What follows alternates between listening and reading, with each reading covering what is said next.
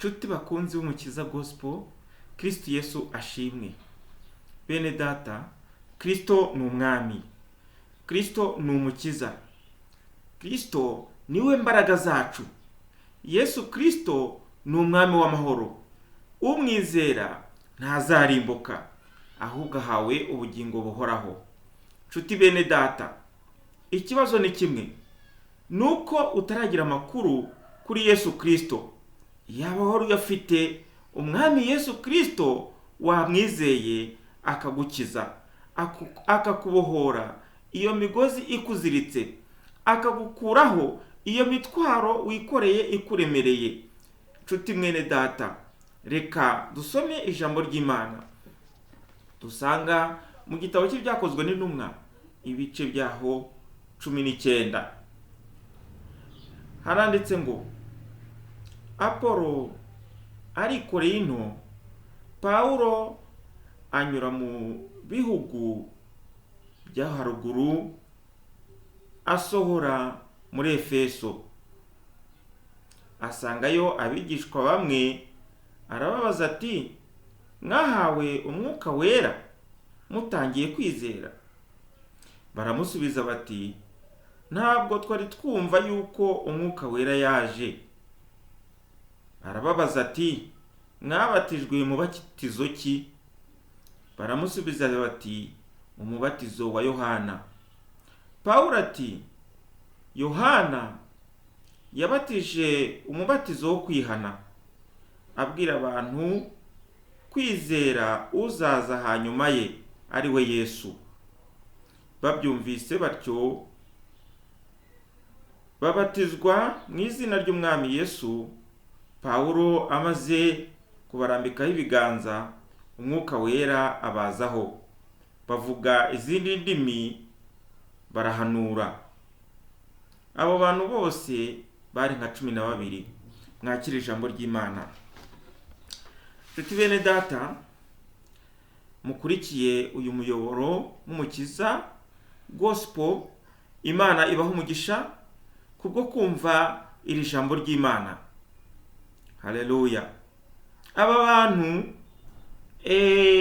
Paulo yanyuze mu gace kabo ka Efeso, hanyuma ahasanga abigishwa. Bano bantu bagera kuri 12 bari abigishwa. Ariko wakwibaza uti, aba bigishwa bari abigishwa bande? Bari abigishwa ba Yohana. Yohana rero, Yohana umubatiza yari afite abigishwa. Abigishwa yabwiraga ngo batunganye inzira za Nyagasani, kuko umwami Yesu agiye kuza. Ariko izi nyigisho za Yohana bari bafite ntago zari zuzuye neza, kuko haleluya, batari bakamenya neza. Abantu ntago bari bakamenye neza niba koko umwami Yesu yaraje, cyangwa se niba koko umwuka wera yaraje. Ntago bari babifiteho amakuru neza. Noneho Paulo rero ageze hano muri kano gace ka Efeso, nuko hasanga abantu bigishwa bagera kuri 12.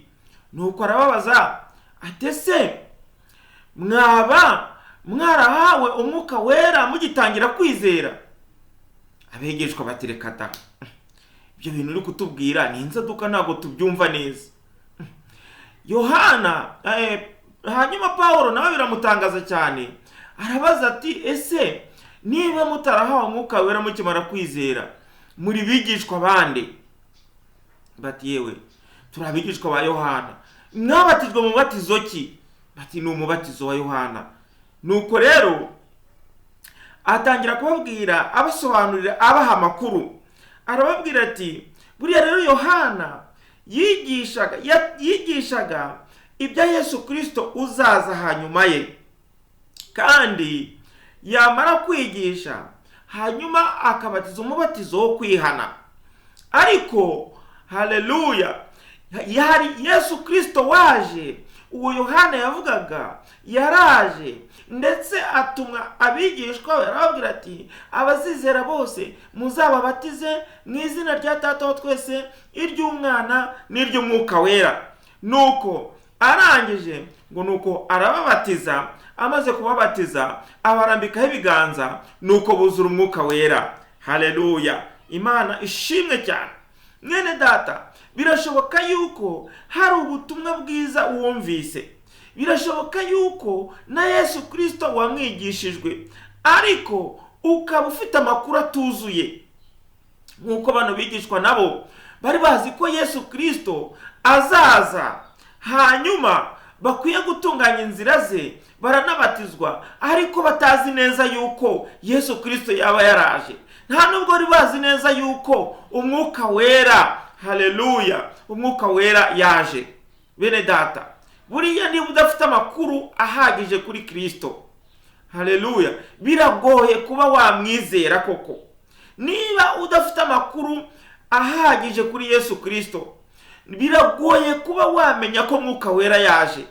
Bene data, hari abantu benshi ubu ngubu bahakana mwuka wera, bakavuga bati reka da, umwuka wera koko yaraje nkuko tubisoma muri Bibiliya. Turabisoma tukumva ngo yaraje, ariko twebwe ntituramuhabwa. Ese twamuhabwa dute ko twumva ngo nabigishwa be ngo bamuhawe, twebwe tukaba turi aho ngaho? Yego natwe turabigishwa, ariko ibyo byabaye kuri ba bandi bari kumwe na Yesu. Reka da, ijambo riratubwira ngo iryo sezerano ni iryacu n'abana banyu. Haleluya, iryo sezerano ni iryawe n'abana bazakuvukaho bazizera Yesu Kristo. Igituma utarahabwa mwuka wera nuko nta makuru ufite. Haleluya, biranashoboka yuko amakuru ujya uyumva, ariko ukumva utayategera amatwi, ukumva ibiti wabishyira mu matwi ngo ntubyumve, ndetse rimwe na rimwe ntubyizere. Ariko haleluya, uyu munsi wa none ndagira ngo nkumenyeshe amakuru ya Yesu Kristo. Yesu Kristo ni umwami. Yesu Kristo ashobora byose. Yesu Kristo wahaye umwuka wera abigishwa be ubwo bari mu mwanya umwe, bari hejuru basenga, ngo nuko umuriri, haleluya, urabatungura uvuye mu ijuru, umeze nk'umuyaga uhuha cyane, winjira mu nzu bari bicayemo, bose buzuzwa umwuka wera. Iryo sezerano ni iryawe, ni iryanjye n'abazankomokaho mu izina rya Yesu Kristo. Haleluya, Imana ishimwe. Mwuka wera uwo nguwo ngo nuko Pawulo amaze kubasengera, ngo barambitseho ibiganza, ngo buzuzwa umwuka wera. Haleluya, icyari cyaratumye batuzura umwuka wera, bari batarumva. Haleluya, wahabwa umwuka wera ute utumvise? Niba wumvise ugakingurira rino jambo, haleluya, muhaturiyeho umwuka wera. Haleluya, wamaze kumva amakuru ya mwuka wera, Pawulo baramburiye ibiganza, ngo nuko ngo buzuzwa umwuka wera, ngo batangira kuvuga indimi. Haleluya, izindi ndimi. Imana ishimwe cyane.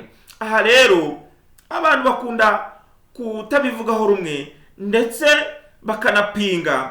Bitewe n'iki? Bitewe no kuvuga ngo buriya ngo kiriya gihe ngo intumwa ngo zavuze ngo indimi ngo zimeze gutya na gutya na gutya. Reka rero nkubwire mwene data, ibintu bya Yesu kubizana mu bwenge bwinshi ni ukuri, ahubwo urayoba.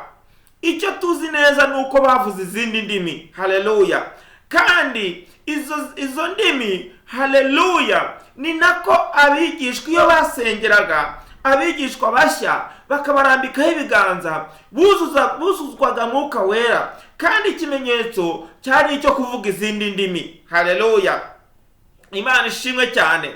Birashoboka yuko bavugaga Icyongereza, birashoboka yuko bavugaga Igifaransa, birashoboka yuko bavugaga wenda n'Ikinyarwanda, birashoboka yuko bavugaga n'izindi ndimi, ndetse Bibiliya inavuga yuko n'indimi z'abamarayika nizo zishoboka. Haleluya, Imana ishimwe cyane. Nuko rero niba rero umuntu yujujwe umwuka wera akavuga indimi z'abamarayika, wowe uri muntu ki ujya kumujija? Who are you tujya gihimu? Mwene data, reka nkubwire, wowe izere umwami Yesu Kristo. Numara kumwizera, haleluya, wizere yuko na Mwuka Wera yaje kandi iryo sezerano ari ryawe n'abazagukomokaho, hanyuma umwiringire. Haleluya, amakuru, haleluya, hanyuma amakuru y'ubwami bw'Imana agirireme muri wowe. Imana iguha umugisha mwene data. Wari warumvise amakuru kuri Yesu Kristo ariko atuzuye. Buriya makuru wumvise yose kuri Yesu ariko tarimo Mwuka Wera, tarimo Mwuka Wera, kuzura Mwuka Wera, ayo makuru ntago yuzuye mwene data. None rero muri aka kanya, niba wifuza Mwuka Wera, haleluya, fashe uzamura ikiganza dufatanye gusenga. Ariko kandi haleluya, mukanya numara kumva buno butumwa uze no gukora subscribe, ndetse iyi video uyisangize abaraza abantu b'inshuti zawe. Imana iguha umugisha. Niba rero wumvise buno butumwa ukumva nawe hari amakuru waburaga, mu makuru wari ufite, amakuru wari ufite kuri Yesu ariko hakaba haburamo Mwuka Wera, haleluya, hakaba haburamo kuzura Mwuka Wera, haleluya, reka nkubwire, zamura ikiganza hanyuma dufatanye gusenga. Imana ikugirira ibambe, ikuzuze Mwuka Wera. Erega isezerano ni iryacu n'abazadukomokaho. Imana iguha umugisha. Uwiteka Mana, turagushimiye, tugushimiye iri jambo Mwami Imana.